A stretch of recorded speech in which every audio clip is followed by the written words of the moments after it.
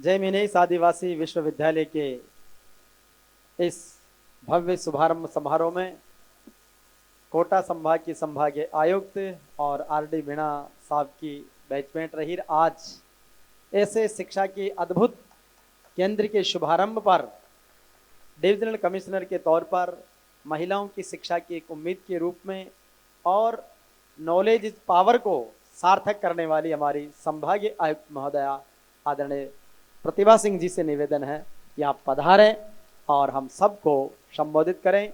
जय मीनेश आदिवासी यूनिवर्सिटी के कार्यक्रम में यहाँ मंच पर विराजमान आदरणीय श्री के.एल. मीणा साहब, जिले के कलेक्टर साहब श्री ओ.पी. बुनकर जी, इस यूनिवर्सिटी के प्रथम चेयरमैन श्री आर.डी. मीणा जी, श्री राजेश जोशी जी, श्री राजीव जैन साहब वीसी साहब, श्रीमती कमला मीणा मैडम, मंच पर विराजमान अन्य सभी महानुभाव, साथी अधिकारीगण, इस कार्यक्रम में स्टेज के समक्ष उपस्थित सभी साथी अधिकारीगण, समिति के सम्मानित सदस्यगण, महानुभाव, सभी महिलाएं और जितने भी लोग यहाँ कार्यक्रम में उपस्थित हैं, उन सभी को मेरी ओर से अभिनंदन। बधाइयों की श्रृंखला में सबसे पहले जय मीनेश आदिवासी यूनिवर्सिटी के शुभारंभ की मैं आप सबको बधाई देना चाहूँगी, शुभकामनाएं देना चाहूँगी। इस यूनिवर्सिटी का प्रोस्पेक्टस आज हम सब ने जारी किया, उसके लिए बधाई और शुभकामनाएं देना चाहूँगी। बहुत सारी बधाई और शुभकामनाएं। यूनिवर्सिटी की वेबसाइट का आज हमने शुभारंभ किया, उसके लिए बधाई और शुभकामनाएं देना चाहूँगी। इस प्रथम यूनिवर्सिटी के प्रथम चेयरमैन के रूप में श्री आर.डी. मीणा जी की नियुक्ति के लिए भी बधाई देना चाहूँगी। पूरे भारतवर्ष में अपनी कैटेगरी के प्रथम प्रकार के इस विश्वविद्यालय के निर्मित होने की भी शुभकामनाएं देना चाहूँगी।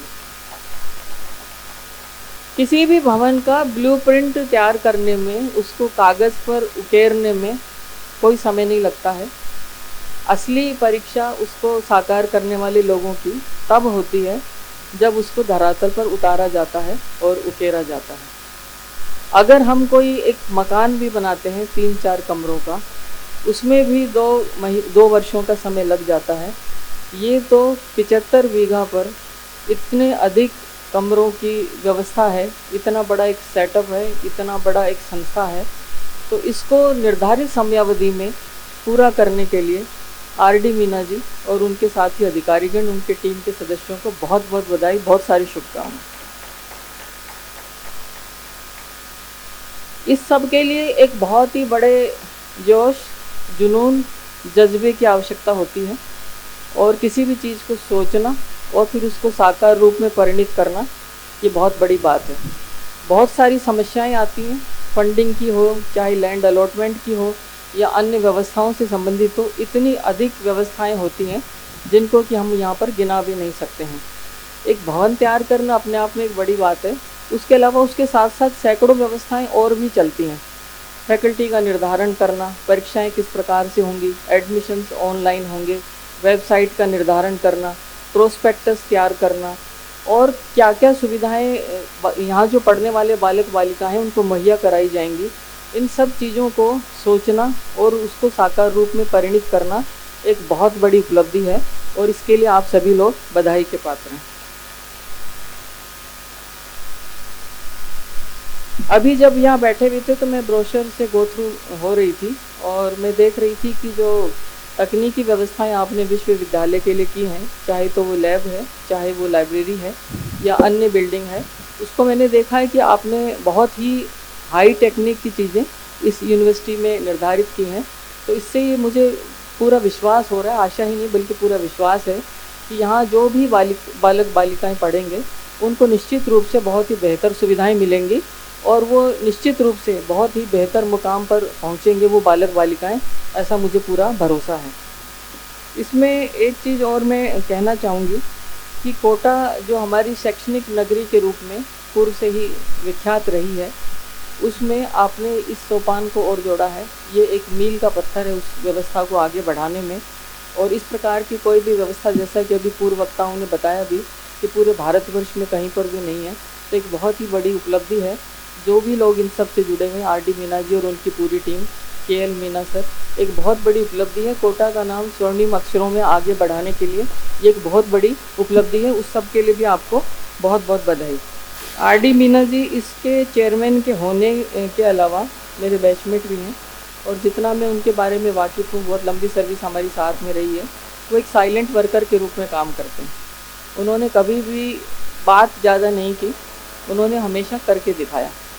तो ये पूर्व में भी जब कार्य करते थे तब भी उनका यही दृष्टिकोण रहा है कि सफलता इस प्रकार से, इस खामोशी से करें, काम इस प्रकार से खामोशी से करें कि सफलता खुद ही स्वयं ही धूम मचा दे। तो ये भी इसी तरह का इनका एक कार्य है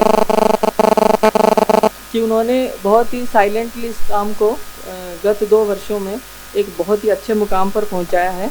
और इसके लिए मैं प्रथम बधाई तो ये है कि आज विश्वविद्यालय का प्रारंभ हो रहा है। दूसरी बधाई ये भी है कि वो चेयरमैन हो रहे हैं। और तीसरी खुशी मैं ये महसूस कर रही हूँ कि मेरे बैचमेट हैं। तो एक बैचमेट के रूप में भी मुझे गर्व और खुशी का एक अनुभव हो रहा है कि हमारे बैचमेट इस मुकाम पर पहुँचे हैं और उन्होंने किसी चीज़ को साकार रूप में परिणित करके दिखाया है। यहाँ जो बालक बालिकाएँ पढ़ेंगे, जो आएंगे, इसमें ऑब्वियसली आप एक ट्रांसपेरेंट पारदर्शी सिस्टम से उनका एडमिशन करेंगे। फैकल्टी भी ऑब्वियसली अच्छी ही होगी। और ये एक बहुत ही अच्छी बात है कि ना केवल आदिवासी समाज के बालक बालिकाएं, बल्कि हमने सर्व समाज के बालक बालिकाओं को इसका माध्यम बनाया है। और उन सबको भी हम यहाँ अच्छी सुविधाएं मुहैया कराएंगे, पढ़ने का अवसर देंगे, जो कि एक सराहनीय कदम है, बहुत ही अच्छी बात है। मैं इस अवसर पर आप सभी को बधाई देती हूँ। बहुत ज़्यादा समय नहीं लेना चाहूँगी क्योंकि मौसम की वजह से थोड़ा सा व्यवधान भी हुआ है, और सार रूप में मैंने अपनी बात कहने की कोशिश की है। और ये यूनिवर्सिटी सफलता के नए आयामों पर पहुँचे, कीर्तिमान स्थापित करे, यहाँ इसका नाम हो यूनिवर्सिटी का, और जो बालक बालिका यहाँ से शिक्षा प्राप्त करें, जैसे आपने स्किल डेवलपमेंट के भी यहाँ पर गतिविधियाँ रखी हैं, तो वो सभी अच्छे स्तरों पर पहुँचें। और इस यूनिवर्सिटी का ना केवल इस पूरे संभाग में, बल्कि पूरे राज्य में, बल्कि देश भर में नाम हो, ऐसी मेरी ओर से शुभकामनाएं हैं और मंगल कामनाएं हैं। इस पुनीत और पावन अवसर पर आपने मुझे आमंत्रित किया है, बोलने का अवसर दिया है, आपसे मुखातिब होने का अवसर दिया है, उसके लिए भी मैं धन्यवाद ज्ञापित करती हूँ, साधुवाद ज्ञापित करती हूँ। बहुत सारी मंगल कामनाएं, शुभकामनाएं। Thank you.